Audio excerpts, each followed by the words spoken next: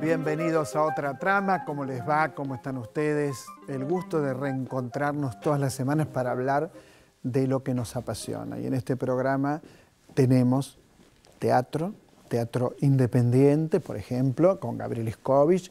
Tenemos otro teatro que también podría ser independiente o comercial o como quieras, con Virginia Lago.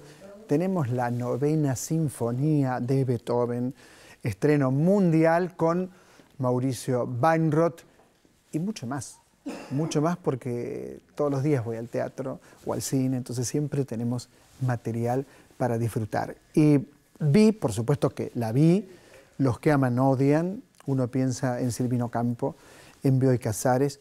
Me molestó, lo reconozco, me molestó, o me molestaron algunos comentarios que leí sobre la película, porque me parece que no dan cuenta de la película, ¿no? Digo, si alguien dice que en la primera parte de la película hay una descripción de caracteres y la segunda se convierte en un policial, y claro, si en la segunda hay un crimen, ¿en qué se va a convertir? Perdón, con todo respeto, ¿eh? Y si alguien dice que en fin, que la película tiene tal o cual problema, no lo voy a hablar específicamente aquí, yo puedo decir que es un ejercicio de estilo muy, pero muy logrado, que hay un trabajo de dirección de arte que no se puede creer vinculado con los años 40.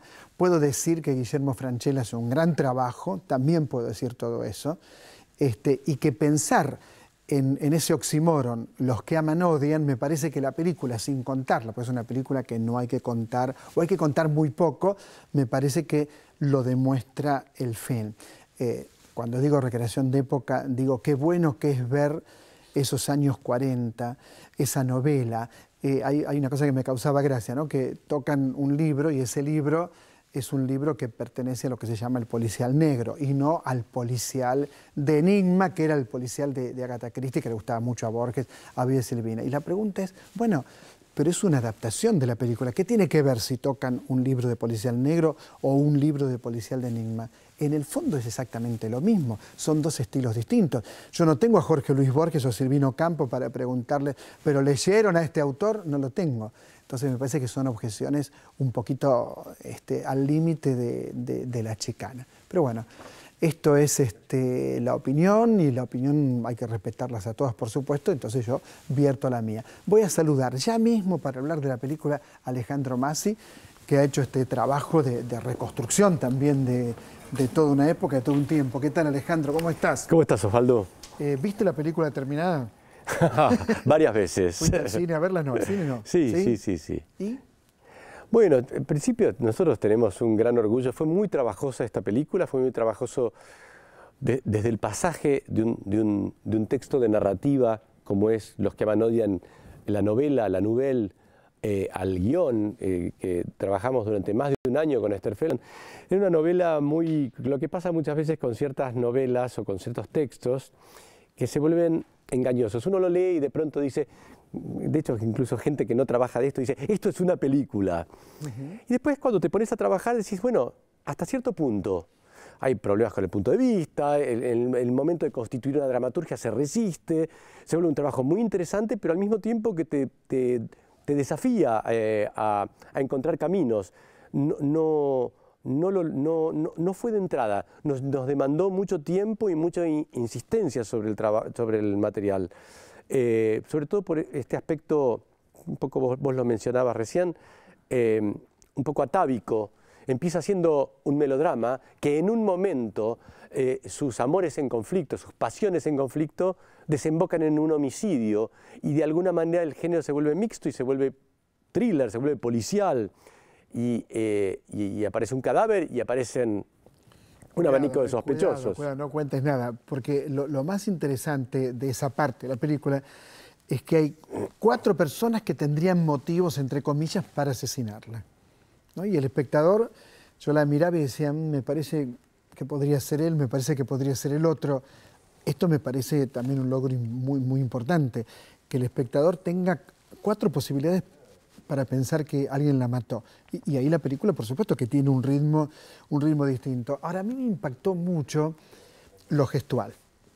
Es decir, yo tenía la sensación de que actuaban como se hablaría y te moverías en los años 40. ¿Ustedes pensaron cuando hacían la película en esto?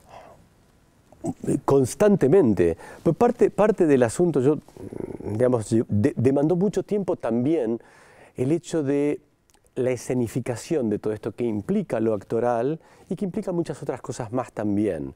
¿Cómo era este lugar? ¿Qué significaba?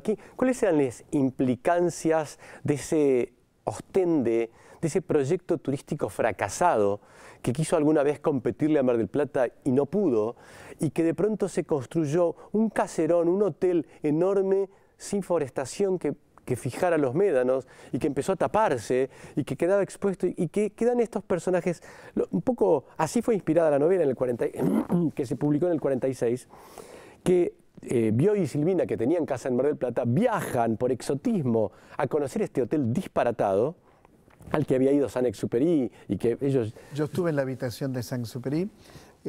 Claro, el hotel de la película no es el hotel de Ostende, es otro hotel. Pero significa lo mismo, ¿no es claro, cierto? lamentablemente el hotel de Ostende se volvió una ciudad. Nosotros necesitábamos crear hotel al lado del mar, en medio de la arena vacía. Así que realmente hubo que trabajarlo muchísimo esto, sus interiores, sus exteriores, y también esto que se genera también de pasiones en conflicto en el encierro, un poco el ángel exterminador, ¿no? Personajes que quedan ahí de algún modo sin poder salir y que todo lo que les pasa se intensifica. Me impactaba cómo se vestían con camisa y corbata para cenar. Pero eso es así. Eso viene, incluso hay una serie de Autonevi que yo vi entera, donde los personajes se visten de gala prácticamente para poder cenar. Y el trabajo de Francella. Francella es un médico, no Francella por supuesto, sino el personaje, es un médico homeópata, quizás un poco mediocre, ¿no? Quizás. Bueno, en pero principio... lo toca el amor.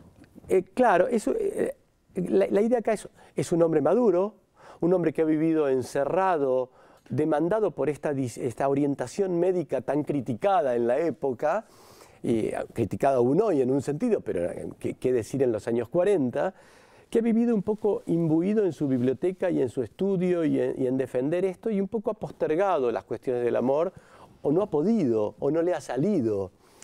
Y un día, un poco ese aspecto del destino tan caro a la literatura de Bioy, el destino le coloca en su consultorio un ángel que además lo mira y de algún modo parecida lo elige. Sí, no lo elige únicamente a él, ¿no es cierto? Es un personaje que tiene mucho, digamos, es como una histérica de manual casi, ¿no? Exacto. Digamos, seduce a todo el mundo y frustra a todo el mundo. Es como su trabajo es ese. Y también se frustra a sí misma, digamos, es una patología. Por supuesto. Una histérica en el sentido freudiano del término. Claro, en el sentido freudiano. Muy bella.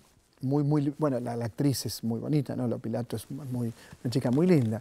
Y aquí juega todo esto a fondo, casi de manera, pero no lo digo críticamente, sino que así se ve, como de manera exagerada, ¿no? Uno dice, pero para un poquito, ¿no? Porque seduce al novio de la hermana, seduce al homeópata, a todo hombre que se le cruce, ella lo va a seducir. Y también, Osvaldo, es un modo de contar la época. Más allá de que una patología es una patología y de algún modo es independiente de la época, más o menos, pero claro, podríamos decirlo, también esas mujeres educadas para gustar, y esto es como casi una hipérbole, una exageración de ese camino que le han quizá mostrado en su casa, sus padres, cosa que no se ve en la película, pero que digamos es alguien como con un narcisismo exacerbado, buscando la aprobación del otro de manera exacerbada y estando completamente sola.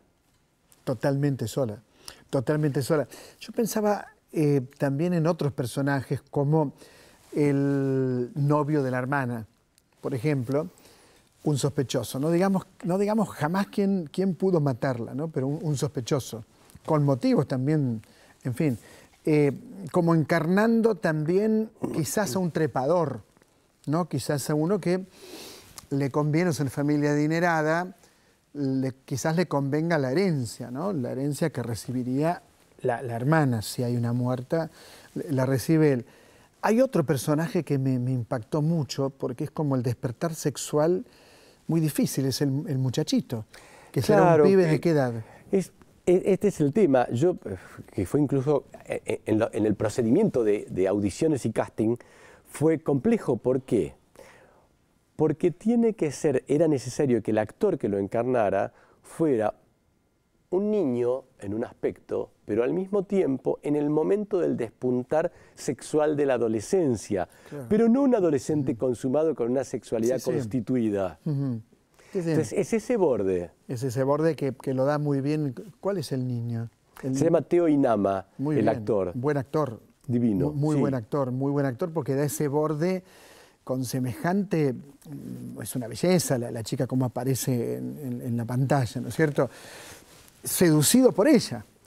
Que juega con él. Es una chica que va a este lugar de vacaciones y en ese funcionamiento también un poco aniñado que tiene ella, en un aspecto, juega y juega con él y el niño cae rendido ante el encanto y la belleza de esta mujer. Otro tema es el clima, el encierro, la tormenta de arena, el viento, ese personaje entrañable de mi querida amiga y actriz Marilu Marini, que yo la verdad que la quiero, la conozco hace mucho y me parece que es genial, siempre es genial. Portaluppi, ¿no? Como comisario, Mario Alarcón, que está también, que es un trabajo muy preciso, en mi opinión. Toda esa galería de personajes encerrados en una tormenta de arena, en un clima espantoso, casi como pioneros. Yo me acuerdo que el viejo Gesell pasaba por Villa Gesell, cuando yo era chico, regando la avenida 3, que era toda de arena, por supuesto, ¿no? Y había que fijar los médanos. Sin fijar los médanos, ese lugar es tan loco como todo lo que ocurre en esa mansión. ¿Cómo lo ves vos? ¿Lo pensaste también como un encierro? Completamente, porque finalmente se termina convirtiéndose esos territorios con médanos no fijados en una especie de Sahara junto al mar. Claro. En una especie de nada, de universo móvil, donde nada puede quedar y donde todos quedan expuestos se vuelve metafísico, se vuelve de alguna manera como viajar a un lugar donde no hay punto de referencia. Y no hay punto de referencia porque todo varía todo el tiempo, según el viento. Según el viento. Y una última pregunta, ¿cómo fue el trabajo con Guillermo Francella? Es extraordinario. Guillermo es un excelente actor con el que hay algo que lo vuelve extremadamente placentero, que es un incansable trabajador. Le gusta ensayar, le gusta insistir, le gusta ir por la dificultad, le gusta retomar.